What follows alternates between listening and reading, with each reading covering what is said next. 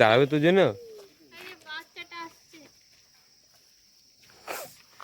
দাঁড়াবে ও ট্রেনিং প্রাপ্ত হাতি।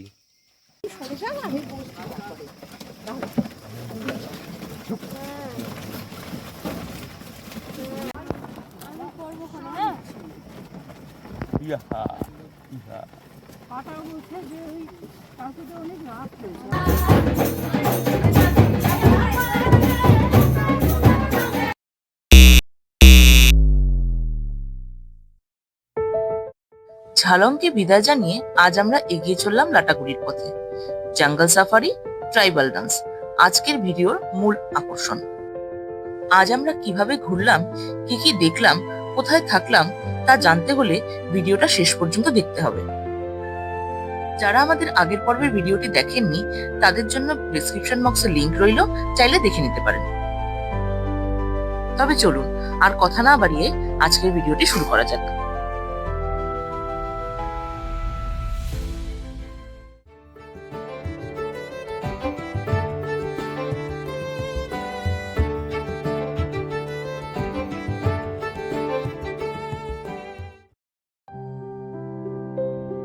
লাটাগুড়ি যাওয়ার পথে আমাদের প্রথম site scene Rocky island.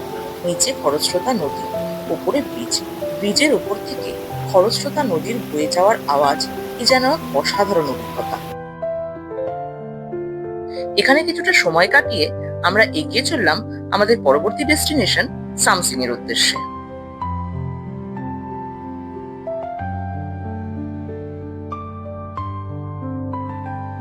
Samsing এটি একটি ভিউ পয়েন্ট। এখানে পৌঁছে আমরা ফুল ফ্যামিলি মিলে পাহাড়ের গা বেয়ে নেমে চললাম কিছুটা সময় কাটানোর জন্য।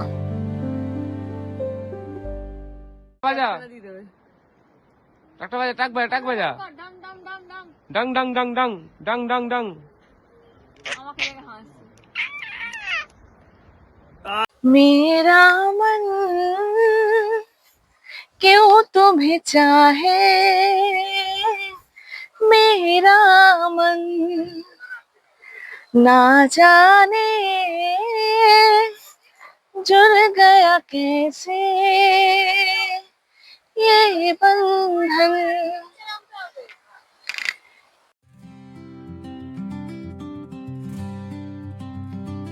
তোমরাও যদি এভাবে ট্যুর প্ল্যান করতে চাও তাহলে আমাদের ভিডিওর লিঙ্কগুলি বন্ধু বান্ধবদের সঙ্গে অবশ্যই শেয়ার করো।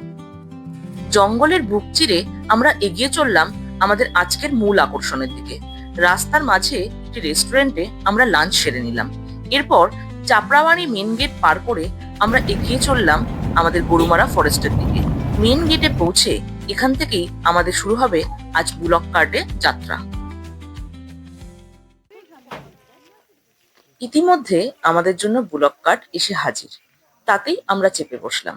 এখানে বন্যপ্রাণীদের অবাধ বিচরণ, তাই নিস্তব্ধতা বজায় রাখা খুবই জরুরি।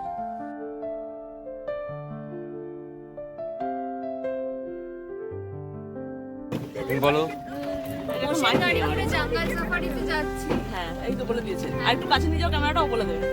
আমরা এখন মোষের গাড়ি করে জঙ্গল সাফারিতে যাচ্ছি। প্রথমবার এক্সপেরিয়েন্স করছি, দেখা যাক কেমন লাগে। কোথায় যাচ্ছে? এই মুখে লেগে যাচ্ছে, দাঁড়াও। কোথায় যাচ্ছে? কোথায় যাচ্ছি বল? আমরা জঙ্গল সাফারি।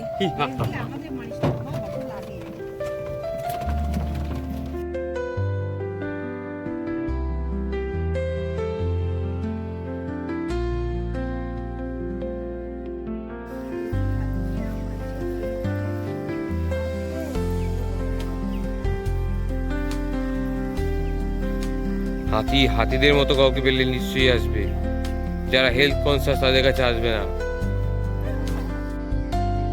আজকের মতো এটাই আমাদের লাস্ট ডেস্টিনেশন সাফারি। এটা গরুমারা জঙ্গল, গরুমারা ফরেস্ট এরিয়া। তো আমরা মেঘলা টাওয়ারটা বেছে নিয়েছি। মেঘলা টাওয়ারটা একটু মানে জনপ্রিয় হয়ে ওঠেনি এখনো, বাট অ্যাডভেঞ্চারাস।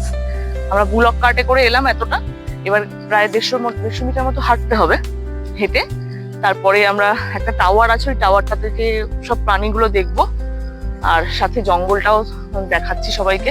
একটা পড়ন্ত বিকেল, আর ওই পাশটা দেখো রোদ্দুর পড়ছে এখনো, মানে বিকেলটা ভালোই, এখনো অনেকটা টাইম আছে। সুন্দর। হ্যাঁ, আর ওই দিকটা পাহাড়ও দেখা যাচ্ছে। তো আর আকাশটাও পরিষ্কার একদম। দেখা যাক কতটা প্রাণী দেখতে পাই, জানি না কপালে কি আছে। এতক্ষণ পর্যন্ত হাতিটুকু দেখতে পেয়েছি, দেখা যাক।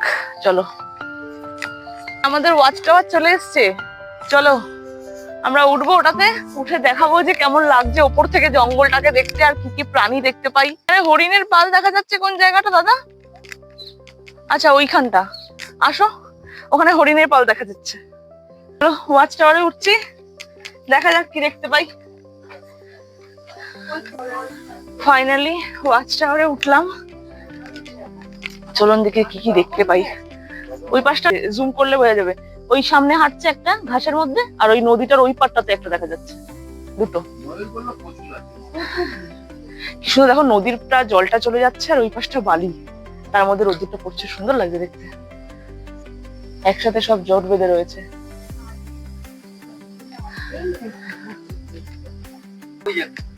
এটা ভালো দেখা যাচ্ছে।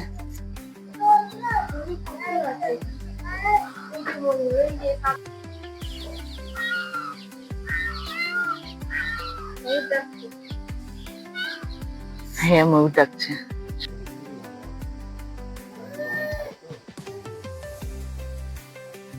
হচ্ছে স্থলের সবচেয়ে বড় প্রাণী, বৃহত্তম প্রাণী স্থলের।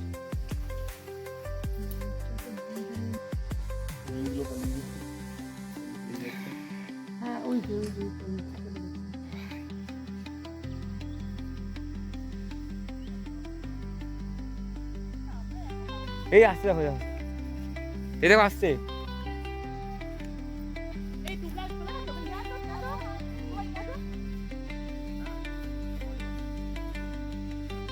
কি হাতি উঠে ফোন করে কথা বলছে,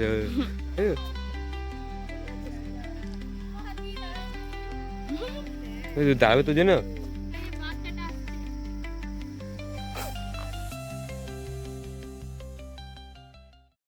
তো জঙ্গল সাফারি শেষ করতে করতে সন্ধে নেমে এসেছে।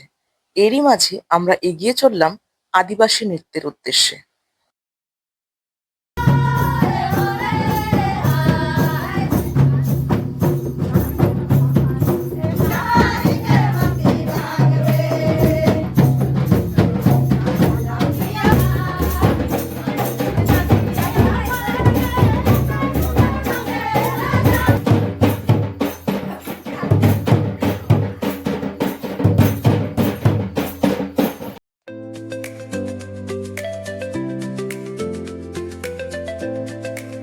জঙ্গলের এই কাঁচা রাস্তার মধ্যে দিয়ে গাড়িতে করে যাওয়াটা বেশ এক থ্রিলিং এক্সপিরিয়েন্স। তো আমরা এবার আমাদের হোমস্টের উদ্দেশ্যে রওনা হলাম।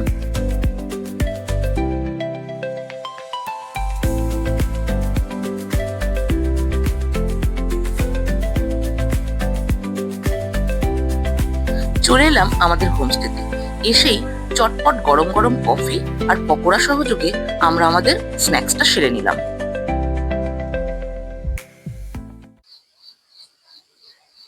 मेरे रंग में रंगने वाली परी हो या हो परियों की रानी, या हो मेरी प्रेम कहानी, मेरे सवालों का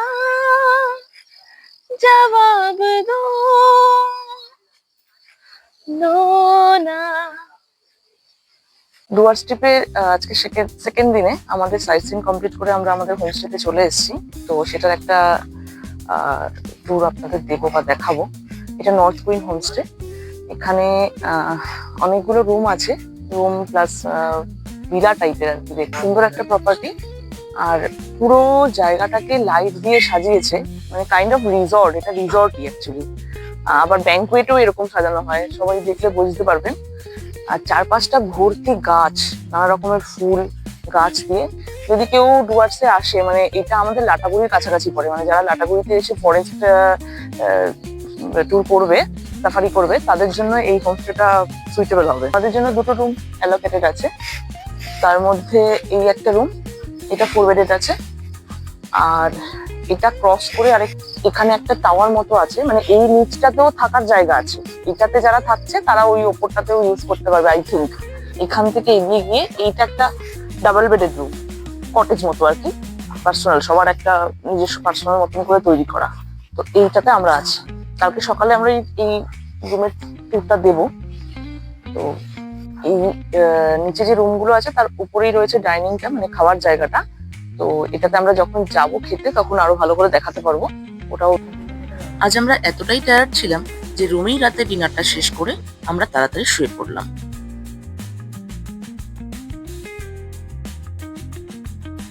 সকাল সকাল রুমের বাইরে কি অপূর্ব দৃশ্য আমাদের জন্য অপেক্ষা করছিল তা আমরা ভাবতেও পারিনি। লাটাগুড়ি থেকে কাঞ্চনজঙ্ঘার ভিউ আমাদের কাছে এ এক অবিশ্বাস্য ব্যাপার।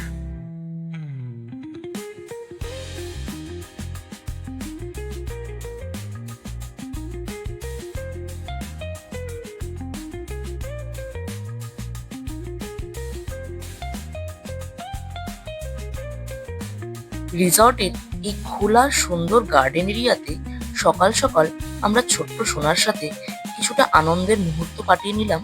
এখানেই বসে আমরা সকালের চা এবং ব্রেকফাস্টটিও সেরে নিলাম।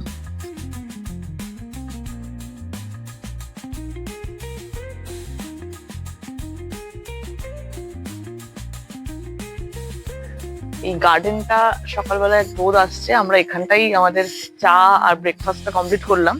ওদের ডাইনিং স্পেসটা উপরে আছে কিন্তু এখনো অব্দি ওখানে ওঠা হয়নি। কাল থেকে আমরা এখানেই খাওয়া দাওয়া করছি, এত সুন্দর জায়গা। ডাইনিং স্পেসটা একবার তোমাদেরকে দেখাবো, চলো।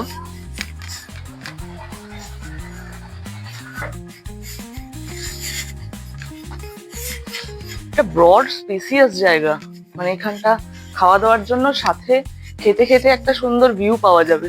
ও পাশটা একটা চা বাগান দেখতে পাচ্ছি, এই দিকটা আসো, এইখানটা পুরো চা বাগান। আর এইটা সম্ভবত দোলনা, হ্যাঁ এটা দোলনা। আর এখানটা পুরো চা বাগান। লাটাগুড়িটাও মানে খুব সুন্দর জায়গা, হতে পারে হয়তো একটু সমতল। ডাইনিং এ ওঠার একটা আসল কারণ হচ্ছে যেটা আমাকে মানে মুগ্ধ করে দিয়েছে, লাটাগুড়ি থেকে কাঞ্চনজঙ্ঘা ভিউ। নর্থ কুইনে আমরা কোন রুমে আছি সেই রুমের একটা ট্যুর সবাইকে দেবো, চলুন। এগুলো এক একটা আলাদা আলাদা করে কটেজ করা রয়েছে, এরকম একটা পার্সোনাল ব্যালকনিও রয়েছে। এই রুমটাতে আমরা আছি, ছিলাম, অ্যাকচুয়ালি বেরিয়ে যাব।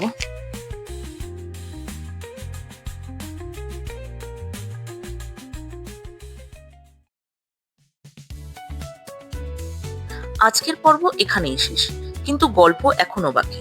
পরবর্তী পর্বে আমরা পৌঁছবো উত্তরবঙ্গের এক অজানা লুকিয়ে থাকা হিডেন জেমে, এক ছোট্ট গ্রাম, চারিদিকে অফুরন্ত চা বাগান আর শান্ত পাহাড়ি বাতাস। নভেম্বর এলেই এখানে চেরি ব্লসম রাঙিয়ে তোলে পুরো গ্রামকে, যেন স্বপ্নের দৃশ্য। সমুদ্রপৃষ্ঠ থেকে প্রায় ৭,০০০ ফুট উচ্চতায় দাঁড়িয়ে থাকা এই হিডেন ভিলেজ আপনাকে দেখাবে এক অন্যরকম জাদু।